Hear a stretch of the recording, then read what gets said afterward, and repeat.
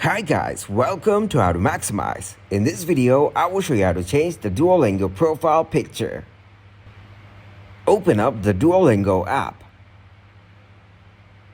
Click on your account or profile icon from here. Then tap on the setting icon.